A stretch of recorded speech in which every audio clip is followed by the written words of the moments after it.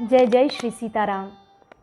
सबके ममता ताग बटोरी, मम पद मन ही बाधि पर डोरी।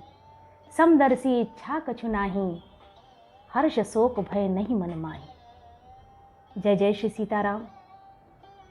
लोकाभिरामं रणरंगधीरं, लोकाभिरामं रणरंगधीरं, राजीवनेत्रं रघुवंशनाथं,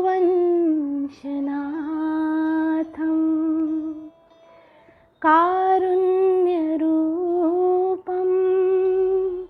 करुणाकरं तं, कारुण्यरूपं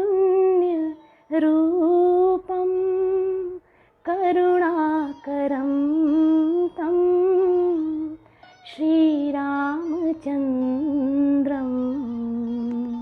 शरणं प्रपद्ये। श्रीरामचन्द्रं शरणं प्रपद्ये। जय शंकर जी की, जय पार्वती जी की, जय विष्णु भगवान की, जय महालक्ष्मी की, जय सरस्वती माता की, जय हनुमान जी महाराज की, जय गोस्वामी तुलसीदास की, जय श्री रामचरितमानस की। जय जय श्री सीताराम। श्री रामचरितमानस की सुंदर चौपाइयाँ भगवान की प्रेरणा के फलस्वरूप धीरे धीरे मेरी मति गति के अनुसार आगे की ओर प्रवाहित हो रही हैं। हम सभी इसका श्रवण लाभ ले रहे हैं। भगवान की ऐसी अनुकंपा हमेशा हम सब पर बनी रहे, ये तारतम्य हमेशा यूं ही चलता रहे और हम भक्ति के सागर में अपने आप को डुबोते हुए आगे की ओर बढ़ते रहें। हमारा अनुराग भगवान के श्री चरणों में दिन प्रतिदिन बढ़ता रहे। हम अपने धर्म से विमुख न हों, अपने धर्म को केंद्र में, हृदय के केंद्र में स्थापित करें। यही हम सबकी अभिलाषा है, मेरी अभिलाषा है। पिछले वीडियो में मैंने बताया था चौपाइयों की व्याख्या के अंतर्गत चौपाइयों की व्याख्या को विस्तार देते हुए श्री भरत जी का प्रसंग बताया था, जिसके अंतर्गत भरत जी बार बार अपनी मन की व्यथा, इच्छा को व्यक्त करने का प्रयास भगवान श्री राम के सामने करते हैं। उनके सम्मुख होकर अपनी इच्छा को प्रकट करने का प्रयास करते हैं कि भगवान वापस अयोध्या चले और राजकाज संभालें। अयोध्या जो अनाथ हो गई है वो सनाथ हो जाए, यही उनकी अभिलाषा थी। उनके रोम रोम में यही इच्छा निवास करती थी। भाई भाई का ऐसा प्रेम। राजा ने बिलक कर प्रेम से गदगद होकर कहा, भरत जी भूल कर भी श्री रामचंद्र जी की आज्ञा को मन से नहीं टालेंगे, अतः स्नेह के वश होकर चिंता नहीं करनी चाहिए।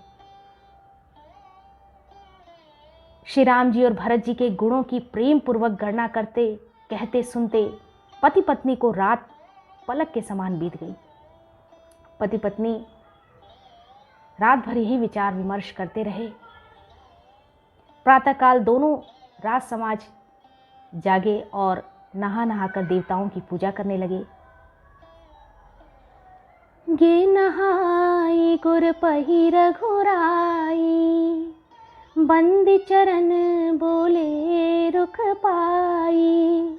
नाथ भरतपुर जन महतारी, शोक विकल बनवास दुखारी। श्री रघुनाथ जी स्नान करके गुरु वशिष्ठ के पास गए और चरणों की वंदना करके उनका रुख पाकर बोले, हे नाथ, भरत अवधपुरवासी तथा माताएं सब शोक से व्याकुल और वनवास से दुखी हैं। इस घटनाक्रम से दुखी हैं।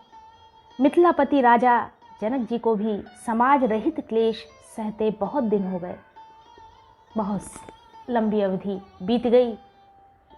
इसलिए हे नाथ, जो उचित हो वही कीजिए। आप ही के हाथ सभी का हित है। सहित समाज राउ मिथिलेशु, बहुत दिवस भय सहत कलेशु। उचित होई सोई कीजिए नाथा, हित सब ही कर रो रे हाथा। आपके ही हाथों में सभी का हित है। ऐसा कहकर श्री रघुनाथ जी अत्यंत ही सकुचा गए। उनका शील स्वभाव देखकर प्रेम और आनंद से मुनि वशिष्ठ जी पुलकित हो गए।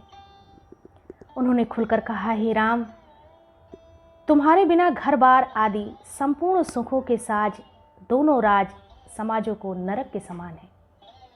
अर्थात तुम्हारे बिना वो सुख नहीं है। प्राण प्राण के जीव सुख के सुख राम। तुम तजतात सुहात गृह, जिन्हि तिन्हि विधि बाम। हे राम, तुम प्राणों के भी प्राण, आत्मा के भी आत्मा और सुख के भी सुख हो। हे तात, तुम्हें छोड़कर जिन्हें घर सुहाता है उन्हें विधाता विपरीत ही है। जहाँ श्री राम के चरण कमलों में प्रेम नहीं है, वह सुख, कर्म और धर्म जल जाए। जिसमें श्री राम प्रेम की प्रधानता नहीं है, वह योग कुयोग है और वह ज्ञान अज्ञान है। तुम बिनु दुखी सुखी तुम तेहि, तुम जानहु जिय जो जहि केहि। तुम्हारे बिना ही सब दुखी हैं और जो सुखी हैं वे तुम ही से सुखी हैं। अर्थात तुम्हें सुमरने वाला सुखी है और तुम्हें भूल जाने वाला दुखी है। जिस किसी के जी में जो कुछ है तुम सब जानते हो। आपकी आज्ञा सभी के सिर पर है। कृपालु, आपको सभी स्थिति अच्छी तरह मालूम है। आप आश्रम ही धारिय पाऊ, भयउ स्नेह शिथिल मुनिराऊ। करि प्रणाम तब राम सिधाए, ऋषि धरि धीर जनक पहियाए। अतः आप आश्रम को पधारिए। इतना कह मुनिराज स्नेह से शिथिल हो गए। तब श्री राम जी प्रणाम करके चले गए और ऋषि वशिष्ठ जी धीरज धरकर जनक जी के पास आए। गुरु जी ने श्री रामचंद्र जी के शील और स्नेह से युक्त स्वभाव से ही सुंदर वचन राजा जनक जी को सुनाए और कहा, हे महाराज, अब वही कीजिए जिसमें सबका धर्म हित हो, धर्म सहित हित हो, धर्म भी हो और हित भी हो। हे राजन, तुम ज्ञान के भंडार, सुजान, पवित्र और धर्म में धीर हो। इस समय तुम्हारे बिना इस दुविधा को दूर करने में और कौन समर्थ है। सुनि मुनि वचन जनक अनुरागे, लखी कति ज्ञान विरागे। शिथिल स्नेह गुणत मन माही, आए यहाँ कीन्ह भल नाही। मुनि वशिष्ठ जी के वचन सुनकर जनक जी प्रेम में मग्न हो गए। उनकी दशा देखकर ज्ञान और वैराग्य को भी वैराग्य हो गया, अर्थात उनके ज्ञान वैराग्य छूट गए। वे प्रेम से शिथिल हो गए और मन में विचार करने लगे कि हम यहाँ आए, यह अच्छा नहीं किया। राजा दशरथ जी ने श्री राम जी को वन जाने के लिए कहा और स्वयं अपने प्रिय के प्रेम को प्रमाणित सच्चा कर दिया। प्रिय वियोग में प्राण त्याग दिए, परंतु हम इन्हें वन से और गहन वन को भेजकर अपने विवेक की बड़ाई में आनंदित होते हुए लौटेंगे कि हमें जरा भी मोह नहीं है। हम श्री राम जी को वन में छोड़कर चले आए, दशरथ जी की तरह मरे नहीं, हमारे प्राण नहीं निकले। तपस्वी मुनि और ब्राह्मण यह सब सुन और देखकर प्रेमवश बहुत ही व्याकुल हो गए। समय का विचार करके राजा जनक जी धीरज धरकर समाज सहित भरत जी के पास चले। भरत आई आगे भैलीन है, अवसर सरिस सुआसन दीन है। तात भरत कह तिरहु तिराऊ, तुम ही विदित रघुबीर सुभाऊ। भरत जी ने आकर उन्हें आगे होकर लिया, सामने आकर उनका स्वागत किया और समय अनुकूल अच्छे आसन दिए। तिरहुतराज जनक जी कहने लगे, हे तात भरत, तुमको श्री राम जी का स्वभाव मालूम ही है। श्री रामचंद्र जी सत्यव्रती और धर्मपरायण हैं, सबका शील और स्नेह रखने वाले हैं, इसलिए वे संकोचवश संकट सह रहे हैं। अब तुम जो आज्ञा दो वह उनसे कही जाए। सुनितन पुलक नयन भरी बारी, बोले भरत धीर धरी भारी। आज मेरा गला थोड़ा सा खराब है, इस वजह से बहुत अच्छी प्रस्तुति देने में असमर्थ हूँ, पर मैं कोशिश कर रही हूँ। प्रयास मेरा चरम पर है कि आप तक अपनी बात को समझा सकूं। जय जय श्री सीताराम। प्रभु प्रिय पूज्य पिता समापो, कुल गुरु समहित मायन बापू। बोले, हे प्रभु, आप हमारे पिता के समान प्रिय और पूज्य हैं और कुल गुरु श्री वशिष्ठ जी के समान हितैषी तो माता पिता भी नहीं है। विश्वामित्र जी आदि मुनियों और मंत्रियों का समाज है और आज के दिन ज्ञान के समुद्र आप भी उपस्थित हैं। कौशिकादि मुनि सचिव समाजु, ज्ञान अम्बुनिधि आपनु आजू। शिशु सेवकु आयसु अनुगामी, जान मोहि सिख देय स्वामी। मुझे अपना बच्चा सेवक और आज्ञा अनुसार चलने वाला समझकर शिक्षा दीजिए, मुझे शिक्षित कीजिए, आदेश दीजिए। यही समाज थल बूझब राउर, मौन मलिन में बोलब बाउर।